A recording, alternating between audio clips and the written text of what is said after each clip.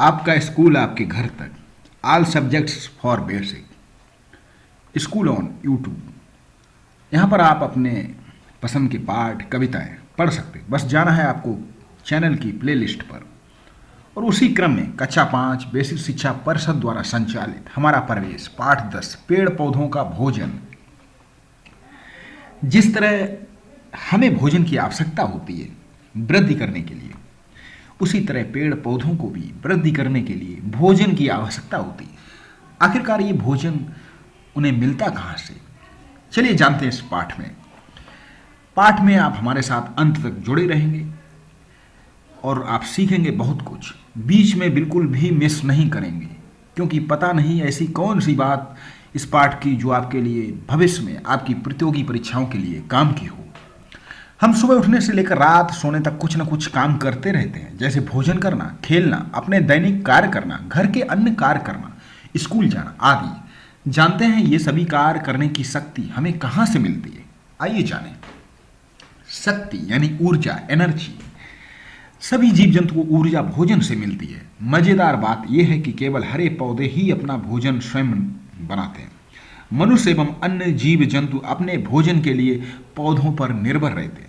इसे हम चार्ट के द्वारा भी समझ सकते हैं। पौधों में पोषण। पौधे दो प्रकार के होते हैं, स्वपोषी, परपोषी। जो अपना भोजन स्वयं बनाते हैं, जैसे हरे पेड़ पौधे। परपोषी, परजीवी, मृतोपजीवी, सहजीवी, कीट बच्ची। जैसे ये सभी अपने भोजन के लिए पेड़ पौधे एवं अन्य जीव जंतुओं पर आश्रित होते हैं। तो एक बात बिल्कुल सही है कि वो ही पौधे अपना भोजन बनाते हैं जो हरे होते हैं। इसके अलावा संसार में जो भी जीव हैं या पौधे हैं वो उन हरे पौधों पर निर्भर होते हैं। पौधों का भोजन, पेड़ पौधे अपना भोजन जमीन और हवा से प्राप्त करते हैं। जिस प्रकार हमें अपना भोजन बनाने के लिए कच्ची सामग्री जैसे चावल, दाल, आलू, मसाले, तेल एवं अन्य सामग्री की आवश्यकता होती है, उसी प्रकार पौधे भी विभिन्न माध्यम से अपना भोजन के लिए कच्ची सामग्रियां प्राप्त करते हैं। जैसे कच्ची सामग्री जल एवं खनिज लवण, कार्बन डाइऑक्साइड, मिट्टी, वायुमंडल। तो जल एवं खनिज लवण मिट्टी से मिलते हैं, कार्बन डाइऑक्साइड वायुमंडल से। जड़ द्वारा मिट्टी से अवशोषित करके तना एवं शाखाओं के माध्यम से पत्तियों तक पहुंचाना। पत्तियों द्वारा स्थित सूक्ष्म रंध्र स्टोमेटा वो कार्बन डाइऑक्साइड को ग्रहण करते हैं। और हम जानते हैं कि हम ऑक्सीजन को ग्रहण करते हैं, तो हमारे पौधे कार्बन डाइऑक्साइड जिसे हम छोड़ते हैं। पौधों में भोजन निर्माण की प्रक्रिया है। पौधे के हरे भाग विशेषकर उसकी पत्तियों में पर्णहरित क्लोरोफिल होता है। यानी कि पर्णहरित क्लोरोफिल एक ऐसा पदार्थ जो हरे पौधों की पत्तियों में पाया जाता है। क्लोरोफिल सूर्य की ऊर्जा को इकट्ठा करने में पत्तियों की मदद करता है। इस क्रिया में पौधे वायुमंडल से कार्बन डाइऑक्साइड गैस तथा जड़ द्वारा भूमि से जल व लवण को अवशोषित कर भोजन का निर्माण करते हैं। कार्बोहाइड्रेट यानी कि कार्बन डाइऑक्साइड, जी हाँ, हाइड्रोजन यानी कि जल, ऑक्सीजन। तो कार्बन डाइऑक्साइड और जल को लेकर वो कार्बोहाइड्रेट का निर्माण करते हैं। सूर्य के प्रकाश में भोजन बनाने की क्रिया को प्रकाश संश्लेषण कहते हैं। फोटोसिंथेसिस यानी कि प्रकाश संश्लेषण वो प्रक्रिया है जिसके अंतर्गत पौधे अपना भोजन सूर्य के प्रकाश की उपस्थिति में कार्बन डाइऑक्साइड और खनिज लवण की सहायता से अपना भोजन तैयार करते हैं। कार्बन डाइऑक्साइड धन जल यानी कि प्लस जल, सूर्य का प्रकाश प्लस पत्तियों में पर्णहरित, और तैयार होता है कार्बोहाइड्रेट और ऑक्सीजन। वो ऑक्सीजन हम लोगों के लिए होती है। प्रकाश संश्लेषण का महत्व। प्रकाश संश्लेषण की क्रिया द्वारा बने कार्बोहाइड्रेट का उपयोग पौधों में तुरंत हो जाता है, या वह अघुलनशील मंड यानी कि स्टार्च के रूप में पौधे में इकट्ठा हो जाता। भोजन बनाने की इस प्रक्रिया में पौधे ऑक्सीजन गैस पर्णरंध्रों द्वारा निकालते हैं। यानी कि उसके बाद पौधों से हमें भोजन भी मिलता है, ऑक्सीजन गैस भी मिलते। तो ये पौधे हमारे लिए कितने ही महत्वपूर्ण हैं। हमारा जीवन है ये पौधे जो हमारे वायुमंडल को शुद्ध रखते हैं। ऑक्सीजन गैस का प्रयोग सभी जीव जंतु सांस के लिए करते हैं। पत्तियों द्वारा निर्मित भोजन पौधे के विभिन्न भागों जैसे जड़, तना, पत्तियां अथवा फलों से संबंधित फलों में संचित कर लिया जाता है। जी हाँ, इस क्रिया को जड़ों द्वारा अवशोषित अतिरिक्त जल पत्तियों से वाष्प के रूप में बाहर निकलता है। जी हाँ, अधिक जल। इस क्रिया को बाष्पोत्सर्जन ट्रांसपायरेशन कहते हैं। ट्रांसफरेशन यानी कि बाष्पोत्सर्जन। पत्तियों के इन्हीं छिद्रों द्वारा दिन रात श्वसन क्रिया करते हैं। हमारी तरह श्वसन क्रिया में पेड़ पौधे भी ऑक्सीजन लेते तथा कार्बन डाइऑक्साइड गैस निकालते हैं। जी हाँ, ऐसा रात में। सोचिए, यदि प्रकाश संश्लेषण ना हो तो क्या होगा, यदि सूर्य ना हो तो क्या होगा, यदि पेड़ पौधे ना हो तो क्या होगा। पौधों में भोजन की अन्य विधियां। बरसात के दिनों में अपने गोबर या कूड़े के ढेर पर वृक्षों की छाल पर छत्ते जैसी संरचना देखी होगी, या बड़े बड़े वृक्षों के तने, शाखाओं एवं पत्तियों से लिपटी रस्सी नुमा संरचनाएं। सोचिए, इनमें ना तो पत्तियां होती हैं ना ही क्लोरोफिल, तो ये कैसे जीवित रहते हैं, ये अपना भोजन कैसे बनाते हैं? आइए जानें। कुछ पौधे अपना भोजन स्वयं नहीं बनाते, वे अपना भोजन मृत एवं सड़े गले पदार्थों से ग्रहण करते हैं। जी हाँ, कुछ पौधे तो जो हरे पौधे होते हैं वो सूर्य के प्रकाश से, और जो स्वपोषी होते हैं, लेकिन जो परपोषी होते हैं ऐसे पौधे जो हरे नहीं होते, ये पौधे जैसे कि कोरमुत्ता, तो ये मृतोपजीवी यानी कि सैप्रोफाइट्स इन्हें कहते हैं, और ये अपना भोजन सड़े गले लकड़ियों से, पदार्थों से प्राप्त करते हैं। आपके क्षेत्र में इस तरह के पौधों को क्या कहा जाता है?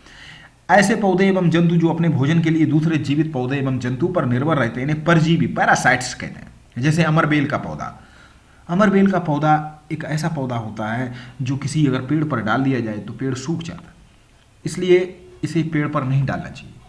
जिन पौधों से वे पोषण प्राप्त करते हैं उन्हें परपोषी कहते हैं, यानी कि वो अमरबेल का पौधा उसी पौधे से खुद भोजन प्राप्त करता है और उस पौधे को सुखा भी देता है।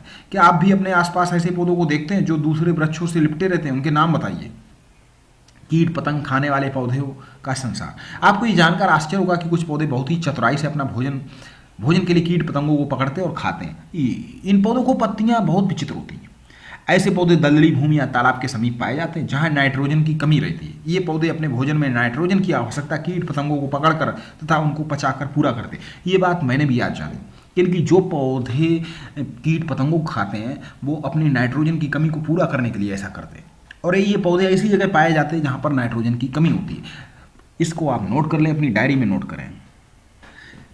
अब उन पौधों के बारे में जान लें। वीनस फ्लाई ट्रैप यानी कि वीनस फ्लाई ट्रैप, ये क्या करता है? ट्रैप यानी कि जाल। Venus fly trap. इन पौधों की पत्तियां चपटी दो भागों में बीच से जुड़ी रहती हैं तथा इनकी पत्तियां किनारे से नुकीली होती हैं। उड़ते हुए कीड़े जैसे ही पत्तियों पर बैठते हैं, पत्तियों के दोनों हिस्से बंद हो जाते हैं, कीड़े उसमें कैद हो जाते हैं। पत्तियों से निकलने वाला पाचक रस उसे गला देता है तथा पौधे द्वारा उसे पचा लिया जाता है। ये तरीका है।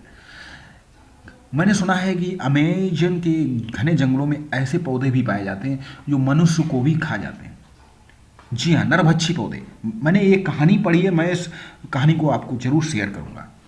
आप चैनल से जुड़ जाएं, यहाँ पर आप बहुत कुछ जानेंगे। ये मान लीजिए आप एक संपूर्ण चैनल के साथ जुड़े जो आपके अध्ययन को अनवरत जारी रखेगा पूरे जीवन भर। दूसरा पौधा नेपेंथीज। इस पौधे को घटपर्णी यानी कि नेफेंथीज, इस पौधे को घटपर्णी का पौधा पिचर प्लांट भी कहते हैं, क्योंकि इसकी पत्तियों के आगे वाला भाग लंबे घड़े के आकार का होता है, घड़ा जैसा, यानी कि जिया पिचर मीन्स घड़ा। ऐसा पौधा जो घड़े की आकृति का, इसके ऊपर पत्ती का ढक्कन लगा रहता है, वो हो घड़े के ऊपर मीठा व खुशबूदार रस निकलता है, जिसके कारण कीट पतंगे उसके मुख के पास आ जाते हैं, फिसल कर अंदर चले जाते हैं और उस ढक्कन बंद हो जाता है, यानी कि पूरी तैयारी के साथ। क्या आपको अभी ऐसे पौधों को देखा है जो कीट पतंग खाते हैं? बड़ों से पूछे और उसके नाम लिखे। पौधों एवं जंतुओं की परस्पर निर्भरता। अब तक हमने जाना कि पौधे अपना भोजन स्वयं बनाते हैं, कि सभी भोजन के लिए पौधों पर निर्भर रहते हैं। यदि पौधे ना हो तो किसी भी जीव को भोजन नहीं मिलेगा। सोचिए, यदि जंगल में पेड़ पौधों की संख्या कम हो जाए तो खरगोश, बकरी, हिरन आदि जीवों पर क्या असर पड़ेगा? जो शाकाहारी है भाई, वो तो पौधों पर ही निर्भर। और जब ये जीव जंतु नहीं रहेंगे तो जो इनको खाते हैं, जैसे कि शेर, बाघ, जो मांसाहारी जंतु, वो भी धीरे धीरे मर जाएंगे। इसलिए एक प्रकृति का चक्र है और सारा चक्र, सारी प्रकृति इन पौधों पर निर्भर है। यदि शाकाहारी जीवों की संख्या कम हो जाएगी तो मांसाहारी जंतुओं का क्या होगा? यदि शाकाहारी जीवों की संख्या बढ़ने लगे तो क्या होगा? इसे भी जाने। साग सब्जी खाने वाले जंतु शाकाहारी कहलाते हैं, हेर्बिवोरस। मांस मछली खाने वाले जंतु मांसाहारी, कार्निवोरस। पौधे एवं जंतुओं दोनों को खाने वाले सर्वाहारी, जैसे कि कुत्ता। कुछ जानवर भी सर्वाहारी होते हैं, जैसे कि कुत्ता, वो दूध भी पी लेता है और मांस को भी खा लेता है। जैसे बकरी, वो केवल शाकाहारी है। मांसाहारी शेर मांसाहारी, वो घास नहीं खाता। इस प्रकार हम देखते हैं कि भोजन की निर्भरता के आधार पर पौधों से लेकर मांसाहारी जंतुओं तक की एक सीधी कड़ी बन जाती है, जिसे हम खाद्य श्रृंखला, फूड चेन कहते हैं। प्रश्न पूछा जाता है, ये बहुत ही महत्वपूर्ण प्रश्न, फूड चेन। चित्र को ध्यान से देखिए और बताइए, हरे पौधों को कौन जंतु खा रहे हैं? जी हाँ, शाकाहारी, बकरी जैसे कि। बकरी को कौन खा रहा है? शेर। ये फूड चेन है। इस प्रकार हमने देखा कि खाद्य श्रृंखला में प्रत्येक जीव प्रत्यक्ष या अप्रत्यक्ष रूप से एक दूसरे से जुड़े रहते हैं। इसके किसी भी हिस्से में असंतुलन से पूरी श्रृंखला असंतुलित हो जाती है, जिससे पूरा पर्यावरण प्रभावित होता है। इस प्रकार खाद्य श्रृंखला विभिन्न जीवों की संख्या को संतुलित एवं नियंत्रित रखते, जो पर्यावरण संतुलन में मदद करते। आइए इसे करके समझें। चित्र के अनुसार कार्ड अथवा दिया स्लाई से आकृति बनाइए। इस तरह नीचे वाला कोई एक कार्ड या दिया स्लाई खींचिए तो क्या होगा? पूरी आकृति भर भरा कर गिर पड़ेगी। हमने जाना कि पौधे जंतु दोनों ही एक दूसरे पर निर्भर हैं। पौधों द्वारा निकली ऑक्सीजन जंतुओं के लिए तथा जंतुओं द्वारा छोड़ा गया कार्बन डाइऑक्साइड पौधों के भोजन के लिए आवश्यक है। हम सभी की जरूरतें पूरी ही, इसके लिए हम अधिक से अधिक पौधे लगाएं, पेड़ पौधे एवं जंतुओं की रक्षा करें, पर्यावरण संरक्षित एवं सुरक्षित रखें। अब हम अभ्यास के प्रश्न देखेंगे और आपसे ये निवेदन है कि आप प्रश्नों को सुनने के बाद इस पाठ को दोबारा फिर सुनें और इन प्रश्नों को आप अपनी कॉपी पर लिखें, क्योंकि लॉकडाउन में आपका अध्ययन बिल्कुल भी बाधित नहीं होना चाहिए। और उसको आप अपने शिक्षक से व्हाट्सएप के माध्यम से जांच कराएं। कीट बच्छी पौधों के नाम लिखिए, ऐसे पौधे जो कीट बच्छी होते हैं। पेड़ पौधे हमारे लिए क्यों उपयोगी है? पौधे एवं जंतु एक दूसरे पर निर्भर है, कैसे? हरे पौधे को सपोसी एवं जंतुओं को परपोषी कहा जाता, क्यों? तो कीट बच्छी, आपको मैंने एक पौधे का नाम बताया था, वीनस फ्लाई ट्रैप, कीट बच्छी। इसी तरह अन्य पौधे जिनके नाम लिखिए। पेड़ पौधे हमारे लिए क्यों उपयोगी हैं? क्योंकि उनसे हमें भोजन मिलता है, ऑक्सीजन मिलती है। पेड़ पौधे जंतु एक दूसरे पर निर्भर हैं, कैसे? क्योंकि ये फूड चेन। हरे पौधों को सपोसी एवं जंतुओं को परपोषी कहा जाता है। जी, हरे पौधे स्वयं भोजन बना लेते हैं, जंतु अपने भोजन के लिए पौधों पर निर्भर रहते हैं। पौधे एवं जंतु एक दूसरे पर निर्भर हैं क्योंकि पौधों से हमें भोजन मिलता, ऑक्सीजन मिलती, जंतुओं से पौधों को कार्बन डाइऑक्साइड मिलती और वो उनको खाद पानी भी देते हैं। सूची का और खाव का मिलान करिए। भेड़ ऊन देती है, गाय दूध देती है, बैल खेत की जुताई, मुर्गी अंडा देती है। नीचे देखिए शाकाहारी, मांसाहारी, सर्वाहारी जंतु को छाटिए। इस तरह लिखे हुए आप इनको देखिए। आइए करें, अपने परवेशी जीव जंतु के चित्रों को खोज कर एकत्रित कीजिए, इन चित्रों को बनाने का प्रयास कीजिए और मैं भी चैनल के माध्यम से आपको चित्र बनाना सिखाता हूँ। तो ये था आपका पाठ, आपने इसका अध्ययन किया, इसको एक बार फिर से पढ़ें और चैनल से जुड़े रहें। इसी तरह हम आपके लिए लाते रहेंगे, आपके लिए अध्ययन सामग्री। चलिए फिर मिलते हैं अगले पाठ के साथ। आप सभी को बहुत बहुत नमस्कार, बहुत बहुत प्यार।